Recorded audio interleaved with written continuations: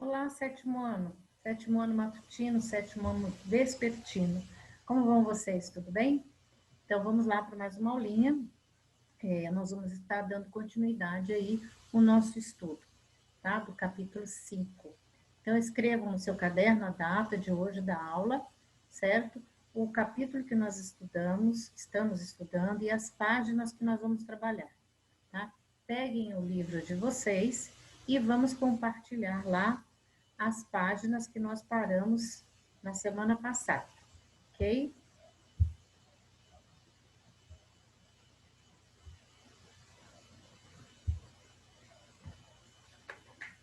Então, na semana passada, nós paramos aí nessa página que tem esse tema aí, nos olhos de quem vê. E nós estamos tratando da questão da beleza, né, no âmbito da arte, né? Como é visto a beleza dentro do contexto artístico. Então, nós vimos, relembrando, que a beleza é muito relativa, né? E que cada sociedade tem o seu próprio padrão, os seus próprios conceitos a respeito do que é belo, né? Na arte. Então, vamos ver essa obra aí, fazer uma análise dessa obra, né? Comentar um pouquinho sobre ela. Ok. Nos olhos de quem vê. Nas páginas da abertura deste capítulo, vimos dois retratos femininos que possibilitam a discussão sobre o conceito da beleza. Observe a obra abaixo. Você reconhece o retrato de algum desses personagens? Então, observando aqui os personagens que compõem essa imagem, essa obra, tá? Tem algum que você reconhece? Essa obra se chama O Casamento Desigual. Foi feito em 1525, 1530, né, século XVI, período do Renascimento, como nós falamos, mesmo no período do Renascimento, existiam artistas que não estavam muito preocupados em representar a beleza dentro dos padrões que vinham sendo estudados e apreciados, né, pela, em vista da cultura da atividade clássica. Né? Alguns artistas não seguiam esses padrões. Né? Então, vamos lá. Olhando com atenção, podemos perceber que a primeira mulher à esquerda, esta aqui, ó, que veste azul e tem um lenço branco na cabeça, tá? É muito semelhante à mulher retratada na obra A Duquesa Feia, de Quentin Matisse. Vamos lá dar uma olhada na obra A Duquesa Feia.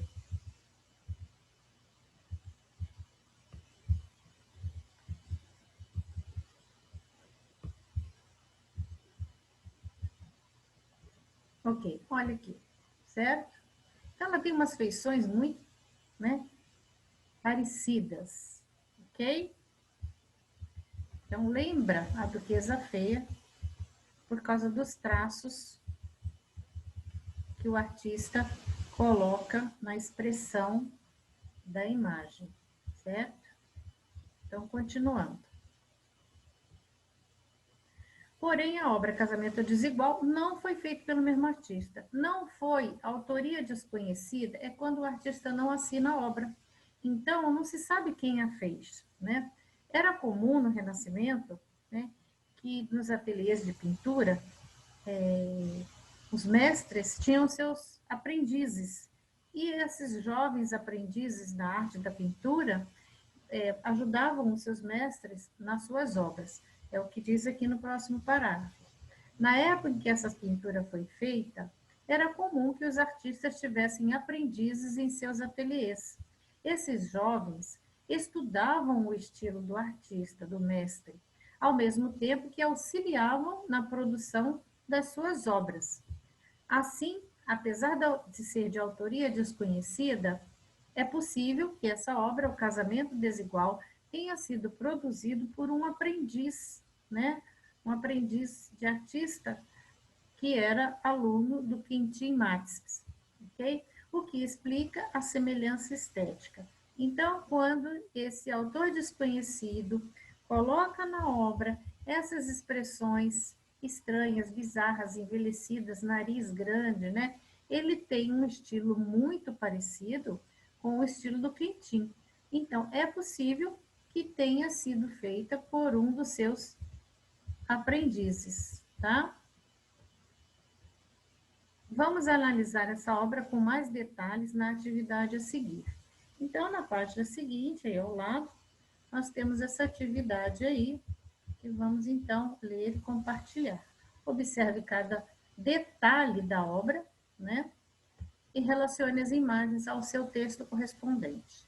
Então, letra A expressão facial das pessoas retratadas na cena não é neutra. Elas demonstram vários sentimentos em relação à união do casal. Qual dessas três imagens caracteriza mais essas expressões? Essa aqui não é. A primeira é o próprio casal. Então, a letra A está aqui. Olha essas expressões, né? Dessas pessoas que estão aqui em relação a essa situação aqui do casal, ok? Então, letra A está aqui.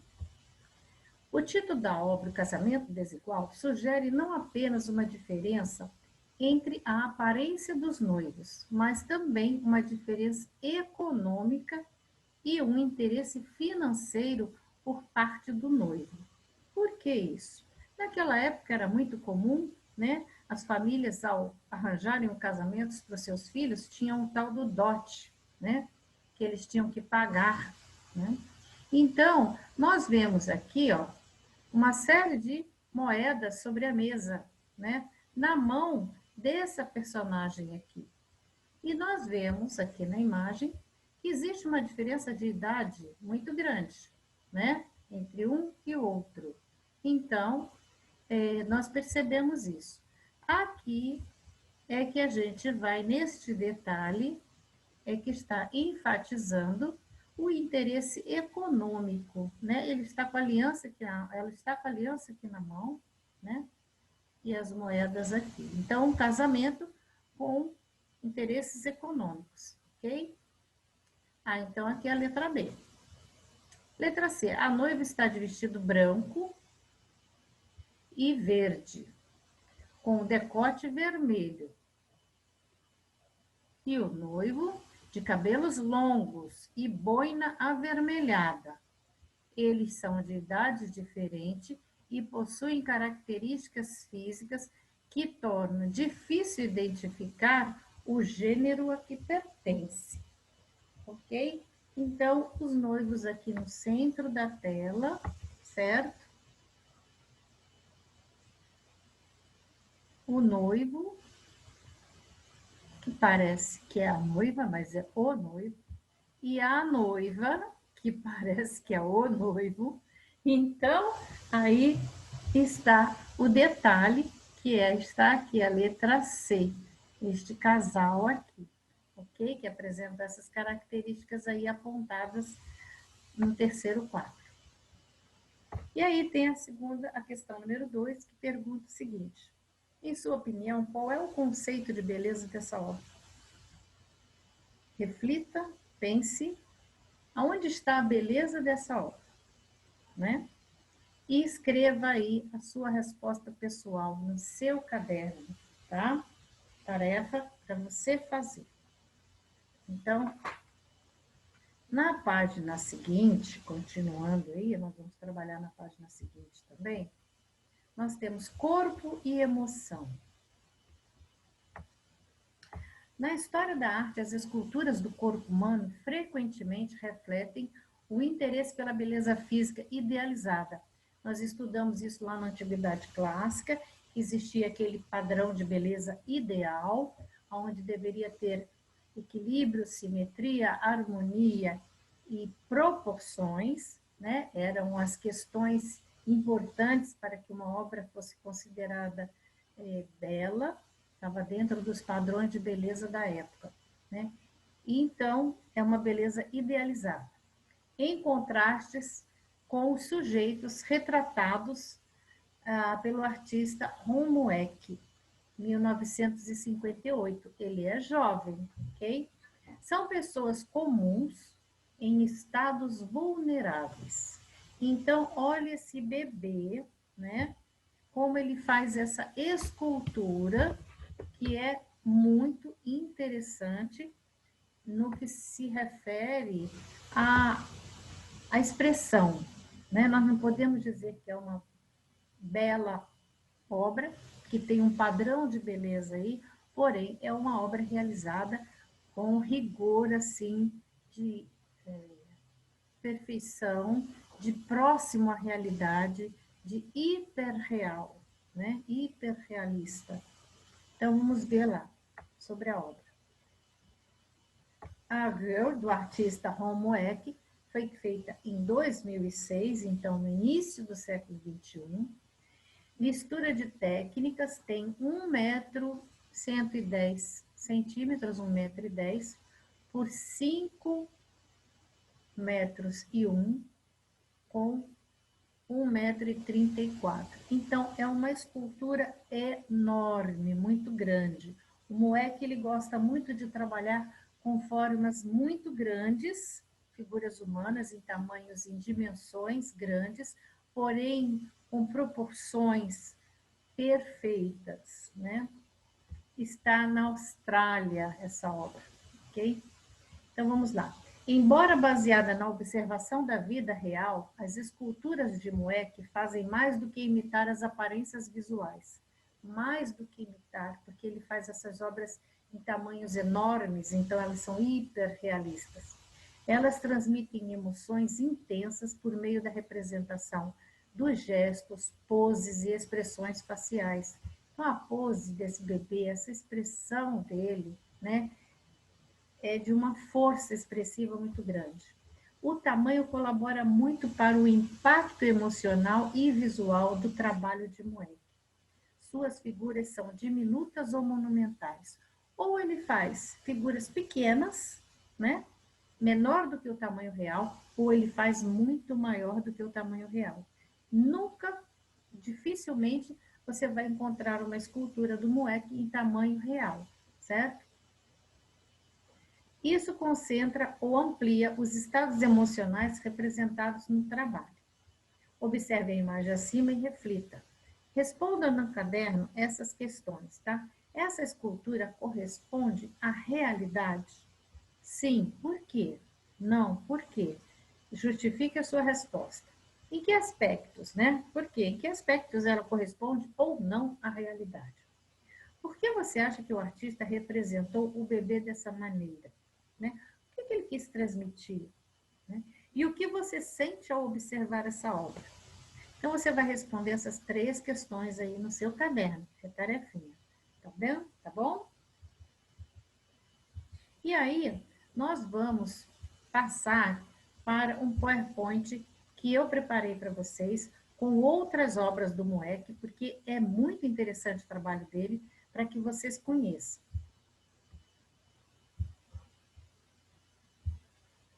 Então, vamos lá.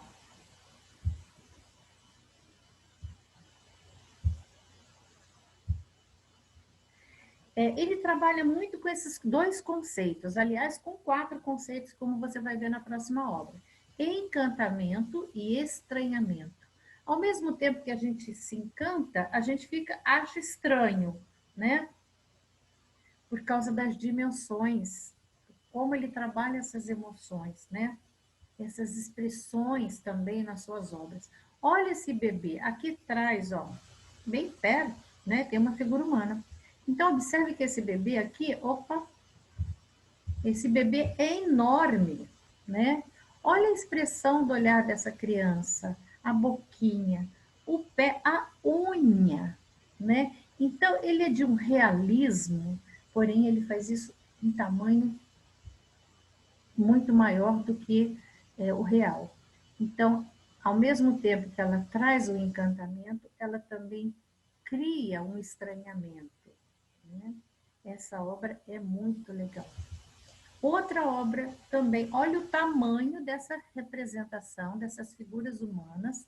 O homem ali, ele está de joelho, mas mesmo que ele estivesse de pé, o tamanho dessa obra é um casal. Esse homem aqui, ele é inteiro, tá? Vai até o pé, que é a fotografia que cortou, né?